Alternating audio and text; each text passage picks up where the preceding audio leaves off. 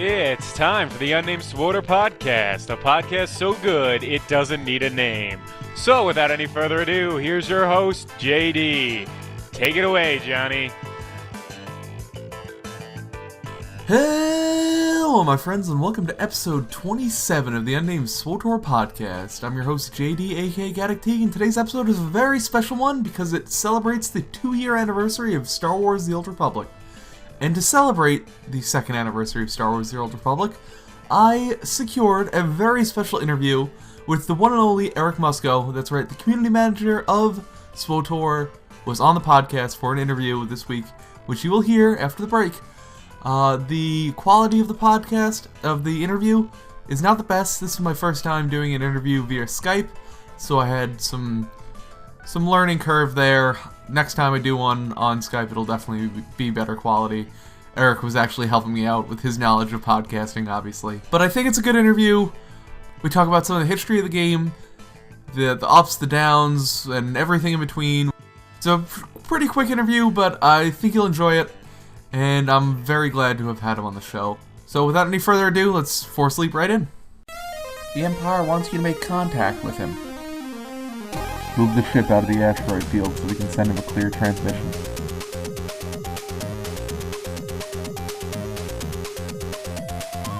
Hello and welcome back to another Unnamed SWTOR podcast interview. This week we have a very special guest, live from BioWare Austin. I'd like to welcome Eric Musco to the show. How are you doing today, Eric? Not too bad, yourself? I could be better. Long day at work, but, I'm glad to be talking to someone from BioWare. That's definitely exciting. Well, thank you. I hear that. I'm actually still at work. But luckily, I get to do this at work, so I guess it's not all that bad, right? Yeah, that's true. So for those of you who may not be familiar with Eric, he is the community manager at BioWare Austin, working on... No, you're not working on the content team. You are the community manager at BioWare Austin for Star Wars The Old Republic. Yep. So as a community manager, what do you do on a daily basis? It's really funny that's a question that I get asked, and it's surprisingly hard to actually answer that question because the job changes so much from day to day. The one line that I kind of try to give people is I kind of act as the bridge between the players and the studio at large. So whether that's taking feedback or reports about any issues or anything and bringing those back to the dev team and working on getting that stuff addressed or fixed, or just letting the devs know of feedback about a certain thing, or on the flip side of finding out information from the development team and working with them to get that information out to players. I kind of act as that middle ground between those two components. I mean, there's so much more that goes into it, but that's kind of just the one line that I explained in about 4 sentences. Right, yeah. I mean, I'm sure it could be a thankless job sometimes dealing with people. Obviously, it can be rough. But we all appreciate what you do for us. That's for sure. Well, I appreciate it. And a lot of people, look at it that way of, they see my job and they see anyone who works in a community team, get yelled at per se, a lot. And I actually, it's funny, I actually don't look at it that way. I mean, I couldn't take it that way, right? Otherwise I would probably go insane. But it's more of just that anyone who plays Star Wars: The Old Republic, they're just passionate about the game, and at the end of the day, even if they're saying it in a angry manner, realistically, what they want is they want the game to be the best game it can be. So you kind of have to see through that to just kind of see what their actual criticism is underneath that. So it's really not that. Yeah, well, that's a good way of looking at it. So you've been working at SWTOR since before launch, correct? Yep, absolutely. I came on about 4 months before launch, 3 or 4 months before launch. Okay, and you started as a podcaster, as many people know, correct? Yeah, absolutely. I got hired into BioWare doing exactly what you're doing right now, which is I started a fan site and podcast, and I followed The Old Republic for, I was following it for about 3 years as a fan site and podcast when I got hired. And when I originally got hired, I was on the community team, not as the community manager, but I got hired to maintain their social media when I originally had gotten hired. Right, yeah, I mean, that's awesome. If you have another position on the community team, feel free to let me know. Yeah, I will absolutely do that. I will do that. So, we're here today to talk about SWTOR. The 2-year anniversary is tomorrow, as we're recording this, December 20th. And it's been one hell of a roller coaster ride, that's for sure. We've had our ups, we've had our downs, but SWTOR, more than any other game, that I could think of has had such a wide range of highs and lows. So what is it like working on a game that has such a volatile lifespan? It's really interesting. It's a really interesting question because I'm sure that's true. The way you phrased the question, I'm sure, is very true in the looking at it as a volatile lifespan of the game. But it strangely didn't feel that way working here. No matter what, at the end of the day, we were always very, very confident and very happy with the Old Republic. I mean, like you had mentioned, I came from a fan site and I came from a podcast, and I've always loved this game. I don't think I've gone a month since the game has been in beta that I haven't played this game, and I've been playing it the entire time, and even working here, that's never changed. So it's really interesting because I guess the short answer to that question is I actually never felt like it was a volatile lifespan of the game. It was what it was at the time. And it's been an interesting ride, but I don't think that had anything to do with the fact that it's been, as you put it, volatile. I think it's just working on an MMO of this scale will always be interesting. Like, even to this day, every day is just a new crazy adventure. So it's interesting would be my answer to that question. Interesting. Right. And you had never worked on any other game, right? No, you were just coming from a fan site? Correct. I had prior to working here, I actually worked in the corporate marketing and design world. So coming into the game industry was and I worked there for 8 years. So coming into the game industry was a very big switch from what I had done prior. Right. All right, that's cool. So I want to just go back and pick out a couple key points in the game's history and just talk about them a little bit. Sure. Because, if I had done this last year, I would just talk about the last year, but I haven't. So I'm going to make this a 2-year anniversary. Well, you have to just do it every year from now on, so you can keep. Yeah, no. Hey, you're welcome back on every year. So around 6 months into the game, the health was looking pretty grim. Servers were sparsely populated. I think even Bioware would admit that. That's why we did the server consolidations. Sure. Gaming press jumped all over SWTOR. It was kind of the cool thing for a fan site or pretty much any gaming website to just bash on SWTOR. It was like you were the Dallas Cowboys, honestly, because from a New Yorker, I can bash on the Dallas Cowboys. Sure.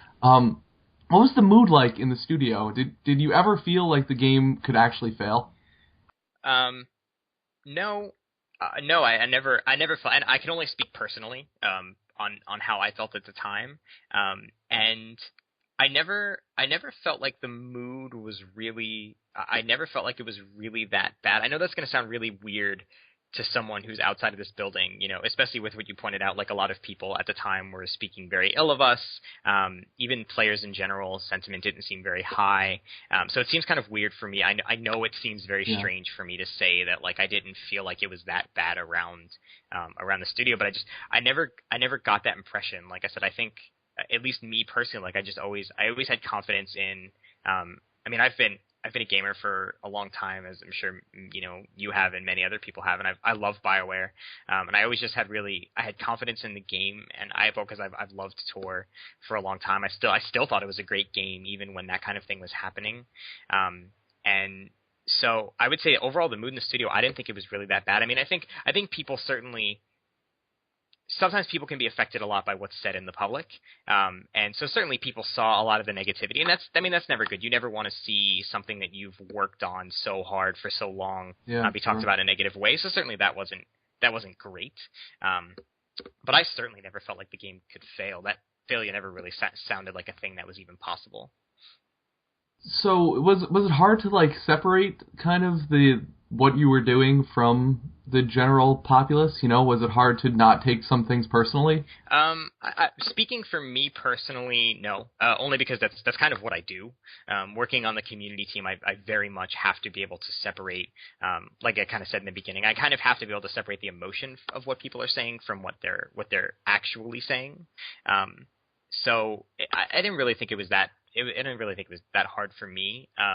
But I mean, certainly people who wouldn't be on the community team, I think at the end of the day, if you imagine, anyone who's listening to this, you imagine any job that you do, if you had just a group of people who did nothing but say just bad things about it, regardless of rhyme or reason, I think at some point that can certainly affect you. But I can only speak for myself, and it wasn't really that hard for me. But that's just because that's what we dealt with day to day on the community. It's still what we deal with day to day on the community team is dealing with interactions with people. So it wasn't really that bad for me. Yeah. Well, that's good to hear. Sure. So then a couple months later, all of a sudden news pops that the free-to-play conversion is happening. And I know many of the developers have discussed this in other forums and other places, but what do you remember from that decision? Was it hard? Was it a long, thought-out process? It was definitely a long, thought-out process. I know I wasn't community manager at the time, but I do know that there was. This is the kind of thing that people see free as a negative when it comes to games. In a lot of cases, it seems like, because they think free kind of indicates quality, and that if it's free, it's probably not very good. And I think the trick that we had was to.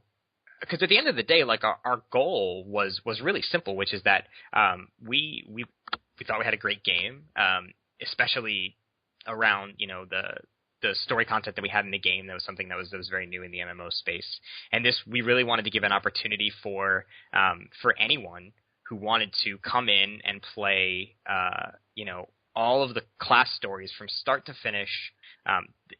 A terrifying amount of content. I mean, I have multiple 55s, and I still have not played through every class story from start to finish. The amount of content that we offer for free is just insane. And so I think the end goal was just kind of let's get this content out to the players. But I mean, as you can imagine, like we had to change. There was quite a lot of development that went into it, and a lot of marketing and things around community on how we were going to let people know that the transition was happening.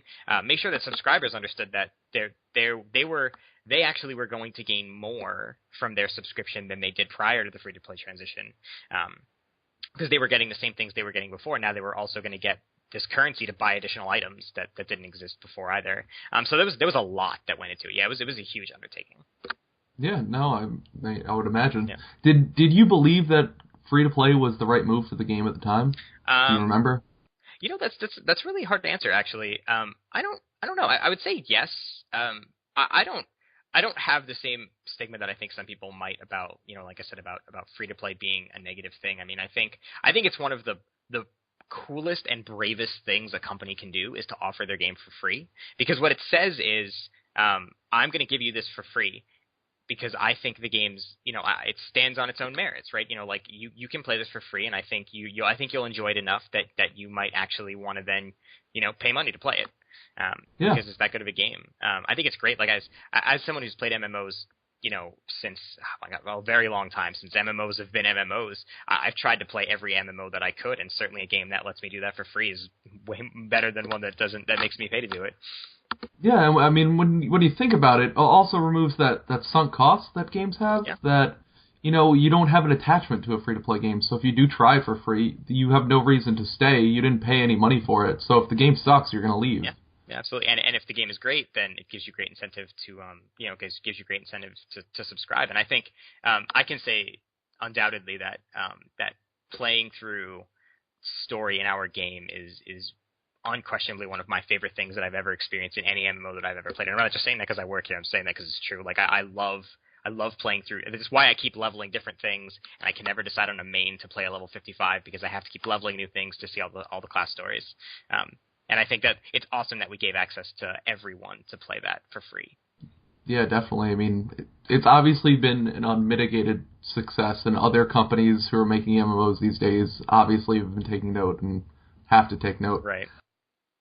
So, let's move on, jump ahead, because I don't have you for too long, and I want to keep you forever. So let's jump ahead a few years, and by a few years I mean like a year. Sure. And, game turned the corner. There are a few hiccups here and there, but steadily improving all the time.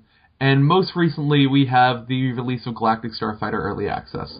What are your impressions of Galactic Starfighter so far? Do you think it's been a good thing for the game? Has it been received well? So again, I'm going to speak only personally.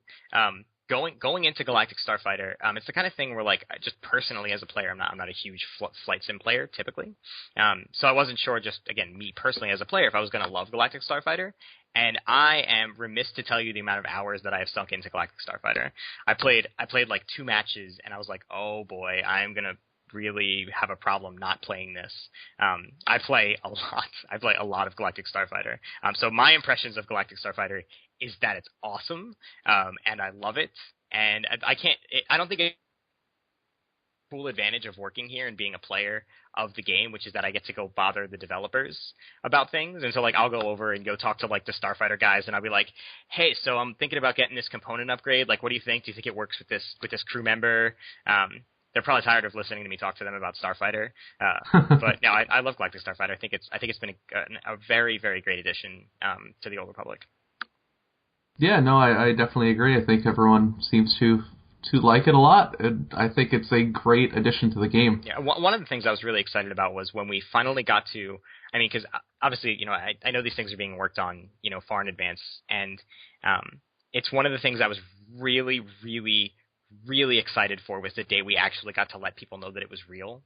Because everyone had heard about the super secret space project for so long, and what was cool is that most of the chatter around the SSSP, as it was coined by the players, is most of it happened around community cantina events, which I run.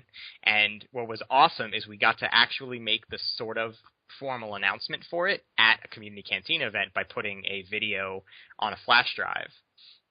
And it was really, really cool. I loved watching a couple players gathered around a laptop watching this video, and they looked at it, and then they turned around and looked at me in like disbelief, and then they looked back at the video and played it again, and then they looked back at me like, what is this?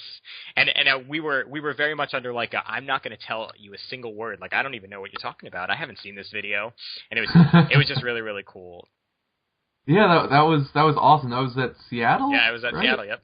Yeah, okay. Yeah, I mean, I was at the New York cantina, and those events, like I told you there, are the best. If you have a chance to go out to a community cantina, you have to get your ass to one. Yeah, they're super, super fun. It is undoubtedly one of the coolest perks of my job is that I just get to travel around and just talk to people and hang out. And it's such a cool opportunity, aside from the fact that we have, devs there that can speak to people and answer questions that they may have and stuff. It's such a cool opportunity to just go hang out with other people who play and love the Old Republic, kind of network, find other people on your server, and do all kinds of stuff like that. They're really, really cool events. I really love them. Yeah, it's awesome. It's like you have like a mini BlizzCon every month at a bar. Like, what else can you ask for? Right. And I mean, our plan is to continue doing those monthly as much as often as we can all over the place. So hopefully there should be one coming to a city near you. Well, I'm excited for New York next year. Yep. So let's talk a little larger scale here. What would you say has been the high point for SWTOR so far? Do you have a favorite moment or memory that comes to mind? Oh my God! Oh, on the can I say getting hired? Does that count as my? Yeah, no, I mean that I think that counts. Holy God! I would imagine that was definitely one of them. I won't make it. I won't be so greedy and make it just about me. My favorite moment about Star Wars so far. I honestly, I'm gonna be repetitive, but I'm gonna say I think, at least for what my role is, I think one of my favorite things was watching the internet collectively lose its mind when we released the short clip for the Galactic Starfighter. We kind of let it be, and I'm remiss to use this word, but we kind of intentionally did it to be like its own little viral thing to sweep the internet, where people could see it and just go into like super analysis mode trying to figure out what this 8-second clip was. It was awesome. I think it was really cool because it, specifically speaking for why I think it was a high point for the game, because it showed people that some people had been requesting off-rail space practically since pre-launch, and this kind of showed that we definitely take feedback very seriously, and we really want to work on things that we know people are going to love and enjoy, and we had such a cool way of announcing it to players, so I really, really love that, and I think Galactic Starfighter has been great for the game, so I think it's a very high point. Yeah, I think that was handled perfectly. I don't remember a fervor like that. Maybe the Rakul plays had that kind of... Stand around in the fleet and blow up. Yeah, exactly, but, I mean... That was just awesome, yep. I agree. So, on the other hand, what do you think the lowest point was for the game? Oh, man. That's so hard to answer. Keep in mind you have Final Cut, so whatever you say here could be removed. No, I don't. I genuinely, it's really hard to figure out something that I would actually classify as a low point, and I'm not trying to cop out on answering the question. It's just that like, bad things happening is just like a part of and I shouldn't say bad things happening, but the things that aren't always amazing happen. Like maybe releasing a game update and then having to release a patch a couple of days later to fix something that's been broken. Here we go. I'll go with a low point, and I think a lot of people have said that this was something that was not great, was when we had the issues where people could exploit to gain valor on Ilum. Okay. I'll go with that. That'll be okay. I think a lot of people would agree with you. Yeah, because I know a lot of people had a lot of frustrations around when that happened, and that was an unfortunate scenario. It's always unfortunate when we release a bug that allows people to do things that we don't intend, and that one was unfortunately one that a lot of players were able to use. So yeah, that was an interesting time for the game for sure. Right. So going forward, where do you see the game 2 years from now? More iterations of the familiar, wholly new things like Galactic Starfighter, something totally different that I don't even know what to ask about. So on 3 bullets of more iterations of familiar stuff, wholly new systems, and something radically different. I don't even know what something radically different would be like. Either do I. I don't even know why I put it in my notes. But I definitely think people could expect more of the same. And I mean that in a positive way. The things that you love, you should expect to see more of those. And wholly new systems, I mean, certainly there could always be new systems that come out that are amazing and awesome in the future as well. Oh, well, I'm sure people will be excited for whatever it is. Yeah, I mean, I think the easiest thing to take away is we definitely look a lot at how players react to what we do. And so the things that people love and people react well to are the things we will continue to push on and do. All right. And I would be remiss to have an interview with you without asking, Sure. Can you give us any hints as to what players can expect in the coming years? Of course not. But I will say this, is that I've seen some things that I know that we're working on. I don't know about years away, and just as someone who, again, personally as a player of the game, I am very, very excited about some of the things we have coming for Star Wars: The Old Republic. I know that doesn't answer the question at all, but that's a fair answer, I guess. Yeah. There's no super secret team right now, though. None that I'm aware of or can speak of. Okay. I have way too many meetings in a day where I'll walk out and I'll just be giddy with oh my god, that's so awesome! I can't wait to tell people. I'm sure that's one of the worst parts of your job.